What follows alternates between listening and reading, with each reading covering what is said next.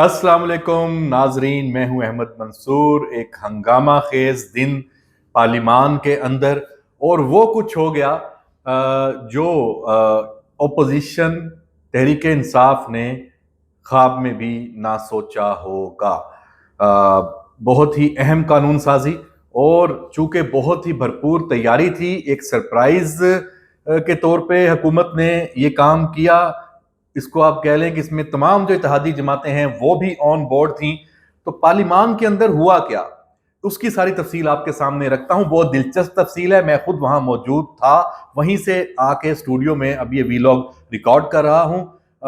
कौमी असम्बली से शुरुआत हुई, और उससे पहले पार्लियामेंट हाउस में वफाकी काबीना का एक इजलास होता है, और वहां से खबर निकलती है। जो तलाल चौधरी हैं मुस्लिम लीग नून के, वो ये खबर मीडिया के कुछ दोस्तों को बताते हैं। मैं भी उधर मौजूद था, तो कानों में जब ये बात चली कि आर्मी एक्ट में तरमीम हो रही है, सर्विसेज चीफ की जो मुद्दत मुलाजमत है, जो उनके ओहदे की मियाद है, उसको 3 साल से बढ़ाकर 5 साल किया जा रहा है, इत्तेहादियों के साथ भी बातचीत चल रही है, तो मेरे कान खड़े हो गए।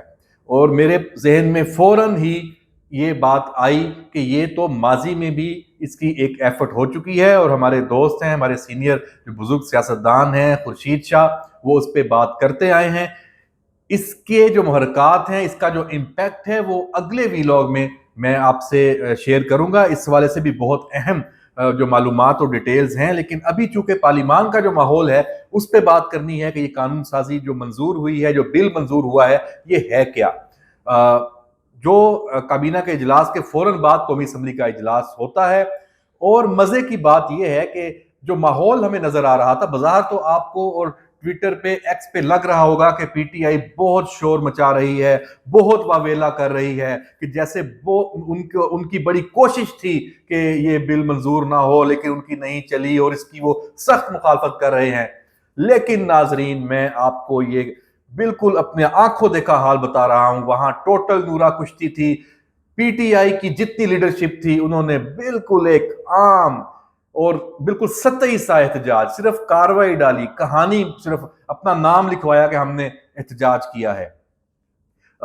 ये जो कुछ है कि जो बिल की कापियां हैं वो फाड़ दी, नारेबाजी की, और कुछ बाद में आके डाइस पे तकरीर कर ली, ये तो मैं पिछले 20 सालों से पार्लियामान में देख रहा हूं। हर कानून साजी में अपोजिशन इससे बढ़ के करती है, और ये ऐसी कानून साजी जिसका पूरा जिसने समझ लें कि पीटीआई की जो एहतजाजी, इंतशारी, फसादी सियासत है, उसके जो करता धरता है, उनके लिए तो ये तबाही है इस कानून साजी में। इसको फिर अगले वीलॉग में डिस्कस करेंगे। तो जब ये कानून, ये बिल आर्मी एक्ट में तरमीम का, अच्छा, कहने को सब इसको आर्मी एक्ट में तरमीम की बात करते हैं, लेकिन जब सर्विसेज चीफ की बात होती है, तो तीनों सर्विसेज के 3 अलग अलग एक्ट हैं, तो तीनों में ही तरमीम हुई है, यानी 3 मुख्तलिफ बिल थे, उसका इम्पैक्ट एक है।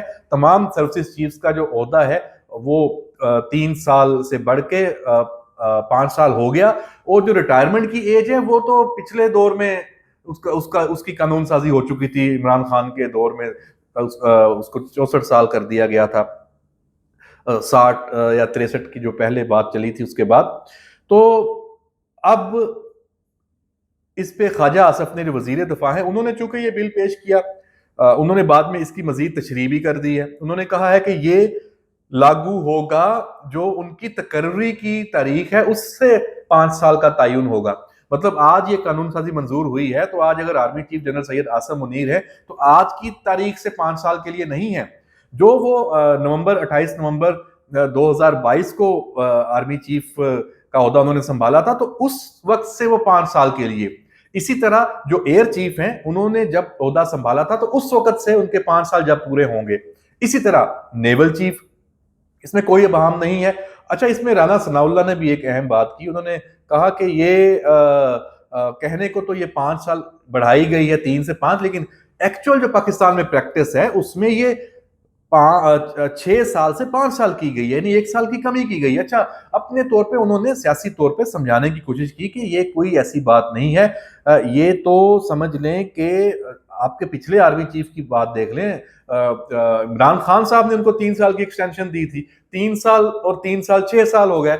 जनरल कियानी भी इसी तरह थे। तो ये तो अब 5 साल कर दिया, तो 5 साल के बाद एक्सटेंशन का तो शायद चांस नहीं बनता, क्योंकि उसमें फिर रिटायरमेंट की एज भी मुकर्रर है, तो वो 5 साल से पहले आ जाती है, तो इसलिए वो नहीं है। हालांकि इस पे एक वो लुकमा इस प्रोग्राम में जियो में ये बात हो रही थी, जो शुएब शाहीन थे या कोई और, उन्होंने तो कहा कि फिर इसको हम 10 साल भी कह सकते हैं। तो जो 5 साल वाली बात है वो हकीकत है, अगली तो मफरूजा है, उस पर आप बेशक ताहयात की बातें करना शुरू कर दें।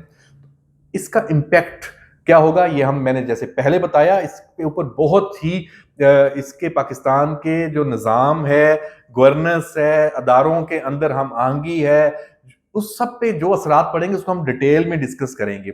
एक तो ये कानून मंजूर हो गया। अच्छा, वहां पे हम सोशल मीडिया खोल के देख लें, आप अभी देख लें कि अता तारड़ को जी फलां एमएनए ने, पीटीआई के शाहद साहब हैं क्या, उन्होंने थप्पड़ मारे। मैं भी वहां मौजूद था, बाकी भी सारे दोस्त मौजूद थे।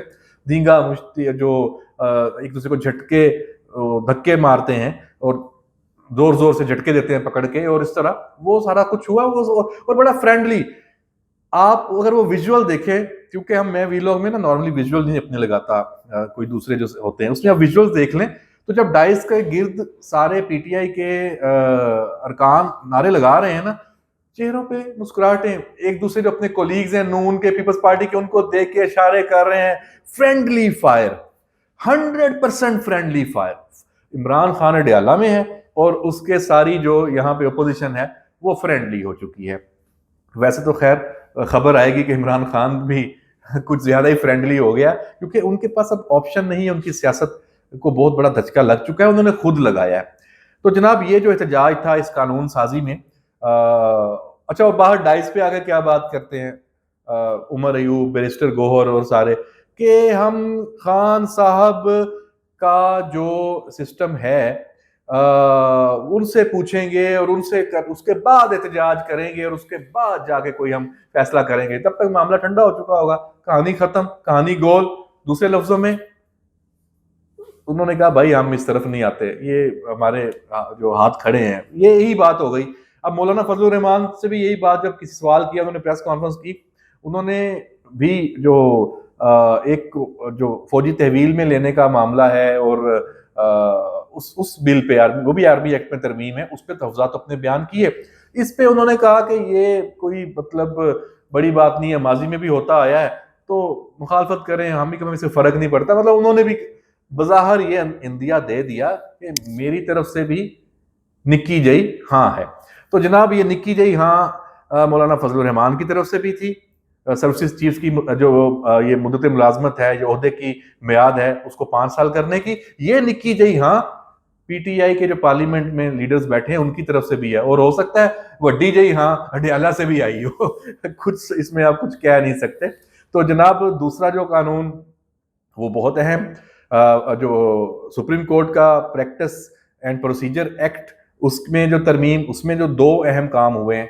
एक तो उसका जो दूसरा एक और बिल था, वो सुप्रीम कोर्ट के जजेस की तादाद वो 33 जज 33 जज कर दिए गया, और एक चीफ जस्टिस, यानी ओवरऑल जो पूरी सुप्रीम कोर्ट है वो 34, इसको अप टू का वहां पे वर्ड दिया गया लेजिस्लेशन में कि 33 तक होगी, टोटल 34 उनकी तादाद। तो इसी तरह जो हाई कोर्ट है इस्लामाबाद, उसके जजेस की तादाद 12 तक होगी। तो जरूरी नहीं है कि अभी सारे के सारे वो फिल कर दें और बाद में ये इसको वक्तन फक्तन भी कर सकते हैं। तो ये हुकूमत के पास इख्तियार आ गया कौमी असम्बली और सेनेट से मंजूरी के बाद। ज़ाहिर सी बात है सदर का तो इस पर दस्तखत हो गया तो कानून बन गया।